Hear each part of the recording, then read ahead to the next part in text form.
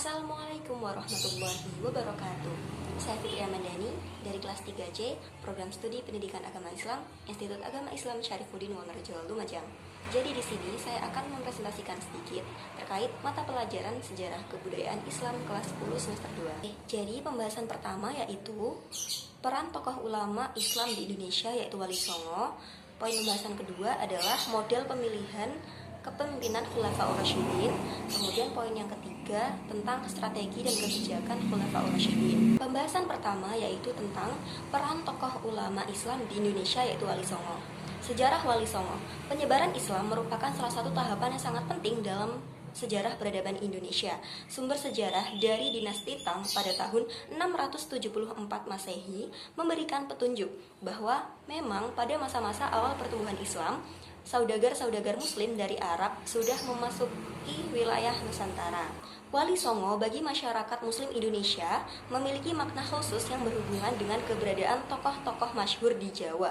Mereka berperan penting dalam upaya dakwah dan perkembangan peradaban Islam pada abad ke-15 dan abad ke-16 Masehi. Berikut tokoh-tokoh Wali Songo. Pertama, Sunan Maulana Malik Ibrahim.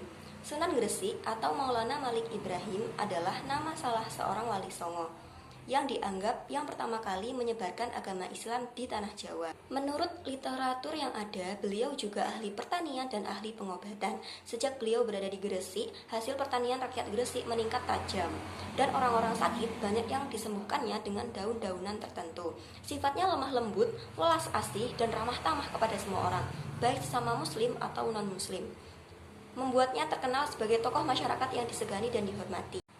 Kedua, Sunan Ampel. Dilahirkan pada tahun 1401 Masehi di Campa dengan nama Raden Rahmat. Sebutan Sunan Ampel dinisbatkan atas sebuah tempat di Surabaya. Sunan Ampel memberikan pengajaran sederhana yang menekankan pada penanaman akidah dan ibadah kepada masyarakat dengan mengenalkan istilah moh limo atau moh main tidak berjudi, moh ngombe tidak minum minuman keras, moh maling tidak mencuri, moh madat tidak menggunakan narkotika, dan moh madon tidak berzina. Ketiga, Sunan Bonang. Sunan Bonang dikenal dengan nama Raden Maulana Magdum Ibrahim. Beliau adalah putra dari Sunan Ampel. Sunan Bonang sangat menguasai ilmu fikih, usuluddin, tasawuf, seni sastra, dan arsitektur. Dalam menyampaikan ajaran Islam, Sunan Bonang piawai memadukannya dengan tradisi masyarakat. Sunan Bonang juga mengubah gamelan Jawa yang saat itu kental dengan estetika Hindu. Dengan memberi nuansa baru, dialah yang menjadi kreator gamelan Jawa seperti sekarang. Dengan menambahkan instrumen bonang, gubahannya ketika itu memiliki nuansa zikir. Keempat, Sunan Derajat. Sunan Derajat diperkirakan lahir pada tahun 1470 Masehi.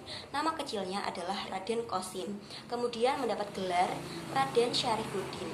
Sebagai wali penyebar Islam yang terkenal berjiwa sosial, sangat memperhatikan kaum fakir miskin. Sunan Derajat mengusahakan kesejahteraan sosial terlebih dahulu, kemudian memberikan pemahaman tentang ajaran Islam. Kelima, Sunan Giri. Sunan Giri adalah nama salah seorang Wali Songo yang berkedudukan di daerah Gresik, Jawa Timur. Terdapat beberapa karya seni tradisional Jawa yang sering dianggap berhubungan dengan Sunan Giri. Di antaranya adalah permainan-permainan anak, seperti Jublak-jublak suweng. Keenam, Sunan Kudus. Ja'far Shadiq atau yang lebih dikenal dengan sebutan Sunan Kudus. Ketujuh, Sunan Kalijaga. Sunan Kalijaga diperkirakan lahir pada tahun 1450 dengan nama Raden Said. Kedelapan, Sunan Muria. Raden Umar Said atau yang lebih dikenal dengan Sunan Muria merupakan salah satu Wali Songo yang tinggal di daerah Gunung Muria. Kesembilan, Sunan Gunung Jati. Sunan Gunung Jati atau Syarif Hidayatullah yang dilahirkan pada tahun 1448 Masehi. Poin pembahasan kedua yaitu tentang model pemilihan kepemimpinan Khulafaur Rasyidin. Dalam Islam, kepemimpinan berlandaskan pada Al-Quran, As-Sunnah, dan Ijtihad. Adapun karakter pemimpin dalam Islam yaitu seseorang yang memiliki karakter kenabian, di antaranya Siddiq, Amanah, Tabligh, dan Fatonah. Selain dari karakter kenabian, seorang pemimpin juga harus memiliki akidah yang lurus, berakhlakul karimah, memiliki kecerdasan dan berwawasan luas, serta memiliki kemampuan sebagai pemimpin. Berikut Tokoh-tokoh Khulafaur Rasyidin. Pertama, Abu Bakar As-Siddiq. Abu Bakar As-Siddiq adalah sahabat utama Nabi yang menjadi salah satu pemeluk lebih awal. Abu Bakar mendapat gelar As-Siddiq karena ia membenarkan Rasulullah dalam banyak peristiwa, termasuk ketika Rasulullah Isra Mi'raj. Dan banyak yang tidak percaya. Pada saat itulah Abu Bakar membenarkan peristiwa tersebut. Model kepemimpinan Abu Bakar bersifat sentral atau terpusat. Kekuasaan legislatif, eksekutif, dan yudikatif berpusat di tangan khalifah. Meskipun demikian, Abu Bakar tetap melakukan musyawarah seperti pada zaman Rasulullah dalam menyelesaikan suatu masalah. Langkah politik yang ditempuh Abu Bakar sangat efektif dan sukses, membawa dampak yang positif pada masa pemerintahannya. Kedua, Umar bin Khattab. Umar bin Khattab lahir dari seorang perempuan bernama Hantamah binti Hashim bin Al-Muwirah bin Abdillah bin Umar bin Yaqzah bin Murrah bin Ka'ab. Umar memiliki postur tubuh yang tinggi besar, wajahnya tampan, kulitnya putih kemerah-merah. Baik, demikian presentasi yang bisa saya sampaikan. Kurang lebihnya mohon maaf. Wassalamualaikum warahmatullahi wabarakatuh.